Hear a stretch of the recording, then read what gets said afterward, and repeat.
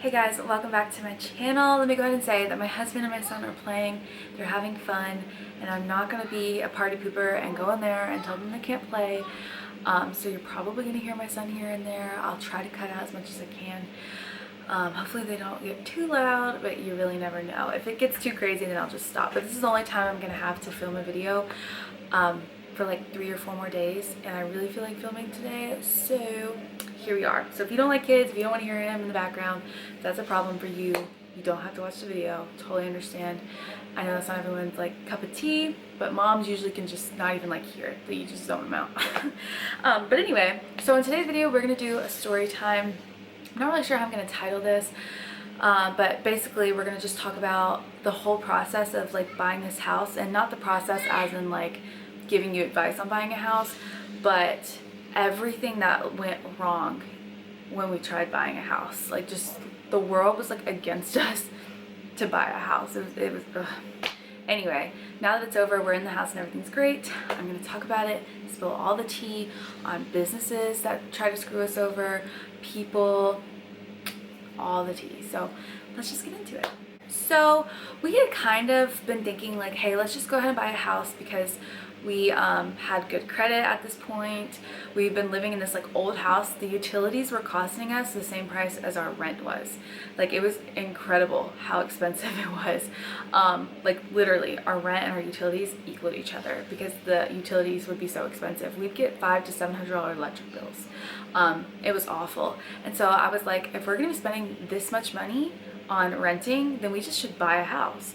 And then my husband's had the same job for a few years. Like, we're stable, we can afford it because buying a house is going to cost less than living in the house that we're living in right now. Like, let's just do it. So we go to Navy Federal because we have military people in our family, and I can't talk. And Navy Federal offers a lot of good like mortgage plans, and like their interest rates are good, and it's a good bank. So we signed up with them to get a home loan, and we're pre-approved, and even they did the underwriting and everything. It was like, basically you would find the house and then they would do it like one more time just to make sure that like nothing's changed, that you didn't go out and buy a Ferrari or something.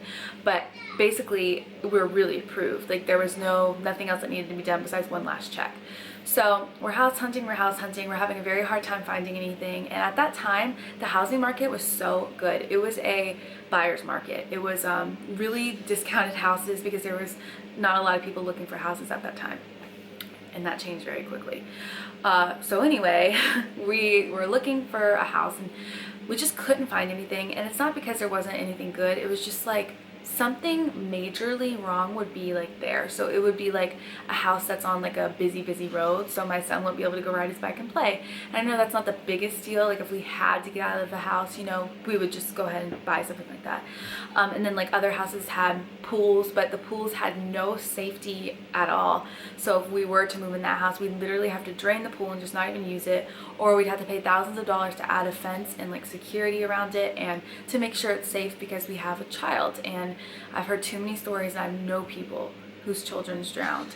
And so not looking for that to happen either. It's not worth it. And having to upkeep something that you can only use for a few months out of the year just doesn't, I don't feel like having a pool. So that would like say no to those houses. And location wise, it'd be in a neighborhood that just is trashy. And before anyone wants to like come in here and say it's about race, it's not about race, because these neighborhoods were white neighborhoods of trashy, like just stuff everywhere, these nice houses, and they just ruined the whole neighborhood. It was awful. So everywhere we would go, it would be like big things like that. So like, it's not the end of the world if we had to get one of those houses, but it's like, we have time, why settle for something that isn't great? So thinking we have as much time as we want because we've lived in this house for 3 years now. And before that, my mother-in-law lived there for 2 years. So a total of 5 years living in this house and never had any issues. Everything's good. I mean, besides the utility bills. So we're just kind of chilling. Like, we look at houses here and there. We got our realtor. Everything's good. So then, this is when things get complicated. We get a phone call. And I didn't get the phone call. My mother-in-law got the phone call. And the landlord told her that they are selling the house, that it's been sold, and that we would have until March to leave. And this call was made in the end of November. So at the end of November, she gets a call, she lets us know, and we're like, oh crap, like, okay, we have till March, that's plenty of time to find a house, to buy the house, to close on the house, to move in, plenty of time. That's months. That's December, January, February, March. So basically 3 months if we left at the beginning of March, which is enough time to buy a house. So at this point, we were like diligently looking. We are making an effort every day that my husband has off. We go look at a house. If it's a house near us, then I go look by myself just to see the neighborhood and stuff, not necessarily go in, but just check out the neighborhood first and not waste our time, because no matter how nice the house is, if the neighborhood isn't good, we don't want to live there. So we just spent so much time in like house after house after house. We go see like 6, 7 houses in one like time with our realtor. Like, we were just trying so hard to find a house. I mean, it's so freaking hard. So then we find the perfect house. I mean, like, this house was amazing. It was beautiful. Pictures don't even do it justice. Like, it was a beautiful house, and it was the perfect size and had everything that I needed. The only things I wanted was an updated kitchen and a master bathroom in our master bedroom. Those are the only 2 things that I was requesting out of a house. Everything else, whatever.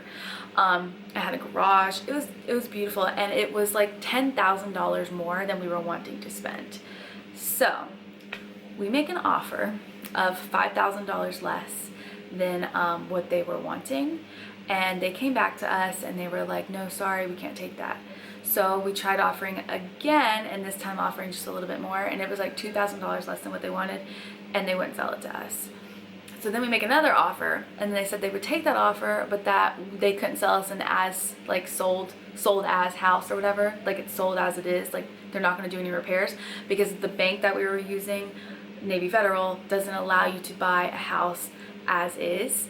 They have to have everything fixed that needs to be fixed before you can move in, or you can't buy the house.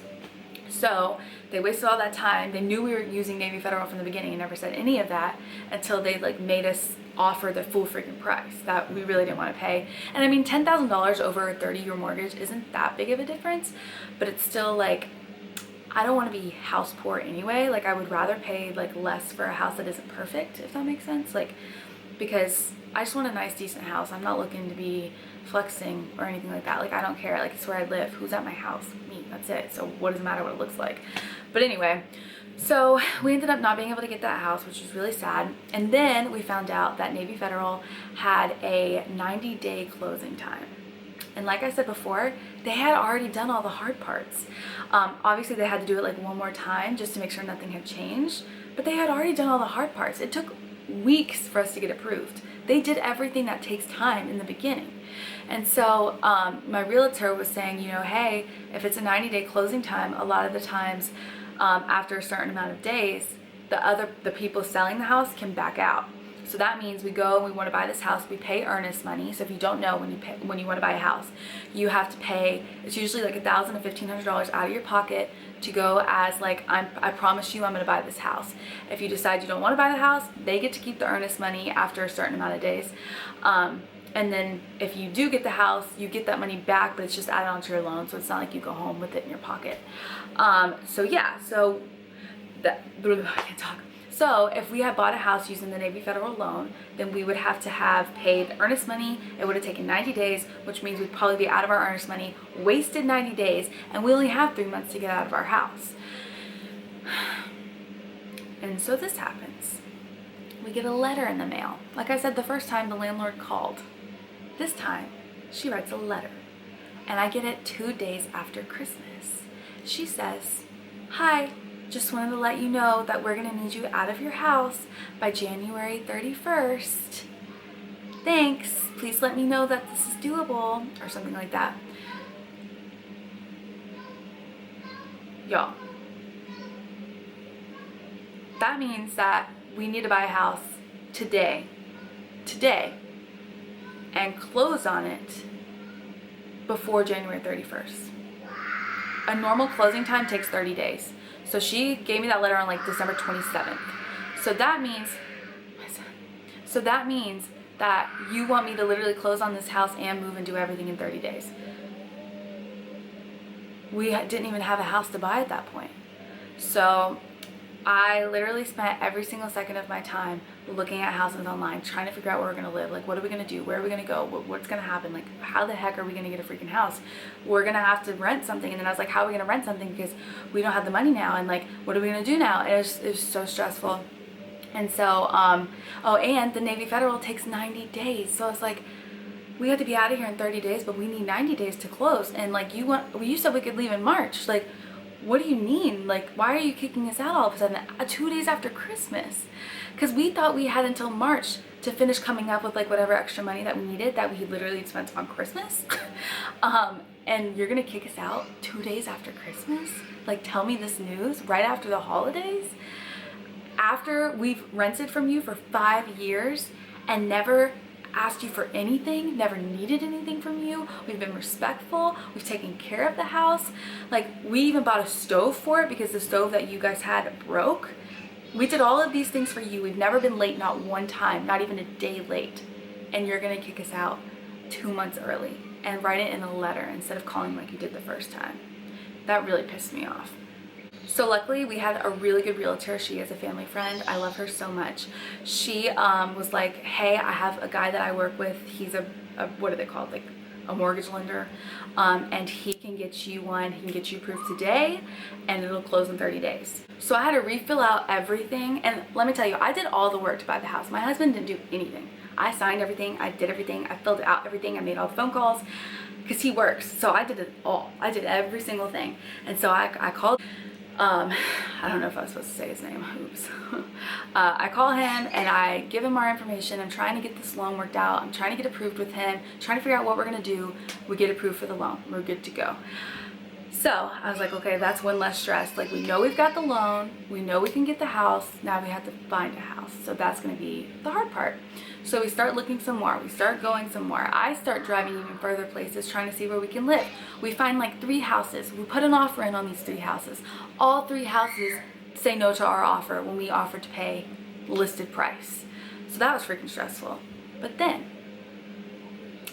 we got an answer from God. My husband's family friend buys, remodels, and sells houses. And he said that we could go by one night randomly. He just calls and says, there's a house, it's 10 minutes from where you live now.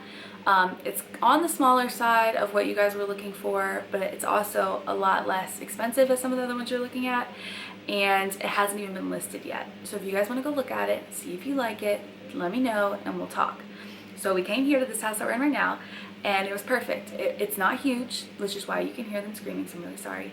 It's not the biggest house ever, but it's all we need. It's perfect. We all, like, my husband has his office, I have my room, and then Will has his room, and then we have our bedroom, kitchen, dining room, living room. I mean, like, that's all you need. You don't need more than that.